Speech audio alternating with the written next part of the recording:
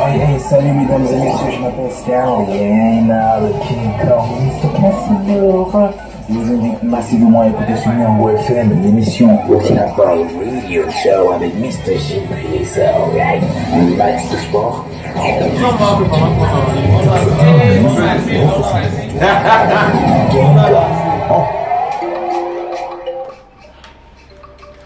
Bonjour et bienvenue à cette nouvelle édition d'Ocable Radio sur Niango FM 88.4. Je suis Jean-Pierre Issot. Enfin, on applaudit quand je me présente, enfin.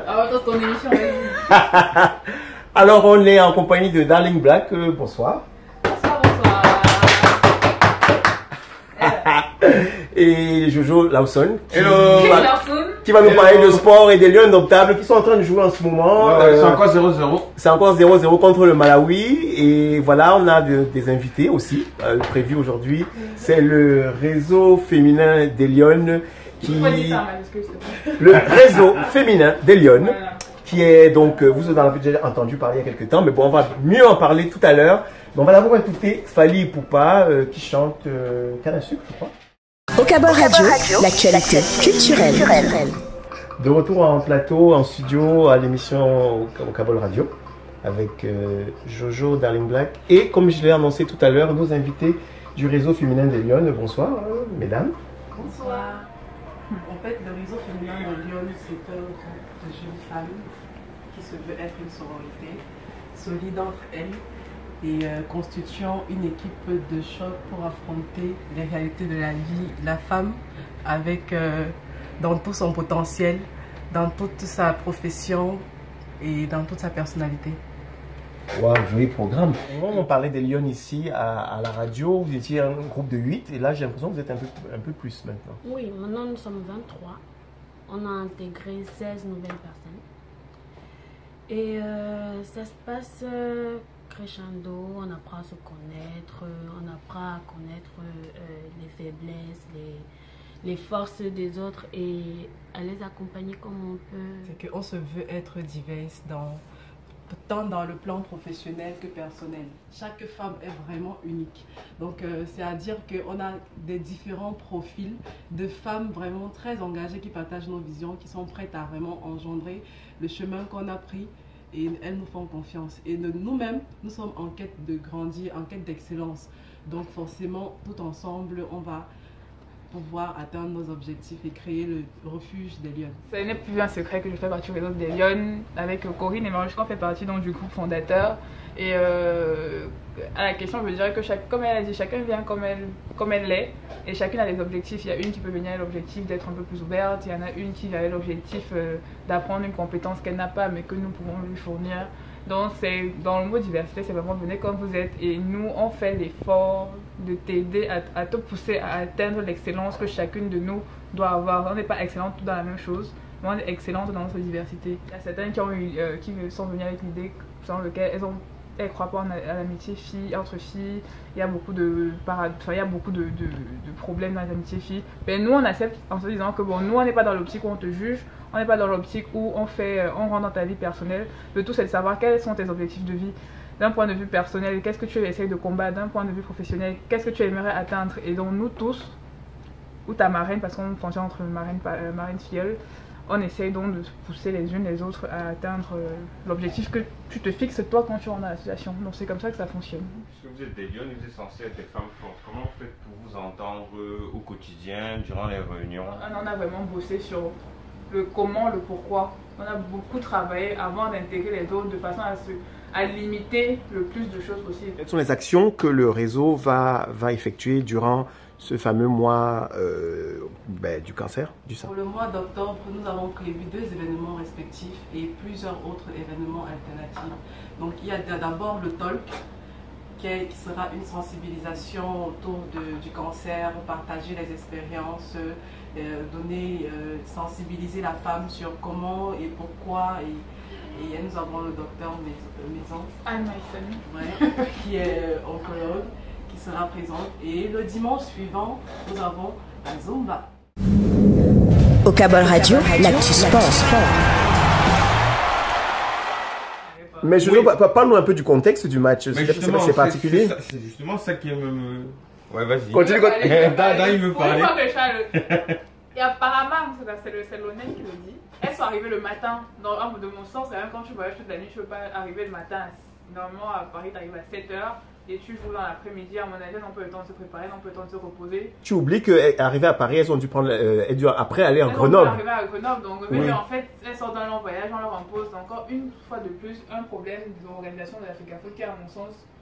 Alors, Jojo, explique-nous qu'est-ce qui s'est passé avec les Lions. Déjà, il y a eu un problème de visa, pour commencer, parce qu'elles devaient normalement voyager depuis le week-end. Mais elles n'ont pas pu le faire parce que l'ambassade n'a pas pu délivrer les visas autorisant leur voyage. Et en France, il n'y avait que 9 joueuses qui étaient présentes. Donc, oui, depuis le week-end, oui. Ouais, donc c'était très compliqué de commencer les entraînements avec des joueuses, avec 11 joueuses qui manquaient. Donc en gros, c'est un peu ce qui s'est passé et voilà, on note surtout le manque d'organisation de la fédération parce que quand vous avez un match aussi important à jouer, surtout face à une grande nation du foot féminin, vous devez au moins vous préparer à l'avance, ce qui n'a pas été fait.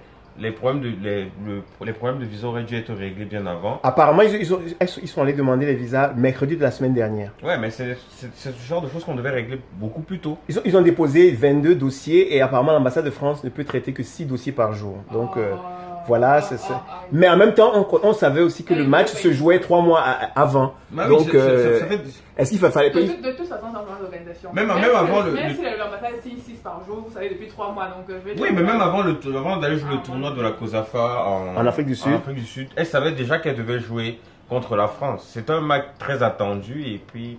Et un peu mal affrété. Ouais. C'est un peu dommage. Au-delà de la défaite, quand même, c'est le manque d'organisation de la fédération qui est notable. C'est ça qui est vraiment embêtant. Et surtout, Jojo, dans moins d'un mois, les Lions vont jouer la Coupe d'Afrique au Ghana. Oui. Et donc, c'est pas la meilleure préparation possible pour ce tournoi. Non, du tout. Normalement, la mammographie se fait à 20 000 francs, à 35 000 francs, mais exclusivement pour la campagne, les prix sont mis à 20 000 francs. Donc, il est important pour tout le monde, pour chaque femme, de vraiment chercher à savoir, parce que ça, c'est un truc. C'est une maladie qui, généralement, on ne se rend pas compte à temps. Donc, il est toujours important de chaque temps rester, de savoir comment palper les seins, comment faire des examens, comment se consulter. Donc, j'invite tout le monde à aller à l'hôpital du district de Bonasama, la consultation chaque mardi avec des réductions. Est-ce que parmi les filles du réseau des Lions, vous avez déjà commencé à faire justement ces séances de palpation, ces examens et tout ça? Pour donner l'exemple. Normalement, entre nous, on se sensibilise chaque jour à comment palper les images qu'on partage, mais il est prévu que tous les membres de l'association feront leur consultation le dimanche après la Zumba. On va donc commenter l'actualité d'Internet. Cette semaine, qu'est-ce que tu as trouvé sur les réseaux? Bon, cette semaine, sur les réseaux, concrètement, il y a le bourrage de crâne du réseau féminin sur le cancer du sein. C'est incroyable, elles sont partout. Donc oui, pour refaire un bref bilan.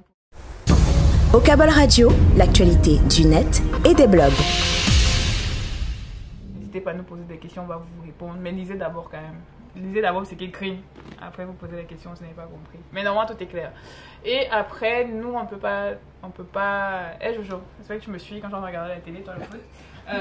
C'est quoi le score? 0-0. Ouais, on ne peut pas le zapper, nous sommes en période électorale et malheureusement cette semaine, il y a eu beaucoup de réactions tribalistes sur les réseaux. Bon, personnellement, j'ai pas suivi, je sais pas d'où c'est parti, mais je vois beaucoup de gens qui en parlent. Et ce que je peux dire, je n'ai pas forcément envie d'interpréter les tweets des uns ou des autres parce que certains sont bourrés de sens, d'autres sont bourrés de non-sens. Le tout, c'est juste que j'ai envie de rappeler aux gens que des étrangers, quand ils viennent au Cameroun, ils disent juste je vais au Cameroun. Ils disent pas je vais chez les Douala, ils disent pas je vais chez les Douala, ils disent pas je vais chez les Bigué. L'étranger, quand il vient, il prend son visa pour le Cameroun. On peut dire qu'on recouvre totalement le territoire camerounais. Voilà, et vous entendez très bien. Et très bien. Et il ne faut même pas tenter de toucher à l'une de nous parce qu'on réagit en tant que lion, on réagit pas en tant que celle. Quand tu parles de toucher, dans quel sens? Je sens moi chez RTL 9 ici. Mais sur les réseaux sociaux, est-ce que toi tu as pris... bon, c'est vrai que tu as lu beaucoup de commentaires. Est-ce que tu as l'impression que les gens, peut-être ceux que tu connais ou ceux que tu connais un peu moins, sont sérieux dans ce qu'ils disent, dans la surenchère tribaliste, je dirais, de ce qui se dit en ce moment. Il y a beaucoup qui jouent à la surenchère. Ils veulent se faire intéressant. C'est maintenant sur les réseaux sociaux, c'est qui aura le plus de likes entre ceux qui aiment bien le bad buzz pour se faire une petite célébrité. Parce qu'au final, quand il sort là, s'il veut prendre le taxi parce que le taxi est Bouddha, s'il veut prendre le taxi parce que le taxi est Bamoun, s'il veut suivre la ligne qui se donne là, il va classer à son village et même là-bas. Non, mais moi, en fait, c'est toute la tension qu'on crée sur Internet. C'est ça qui est mauvais, en fait.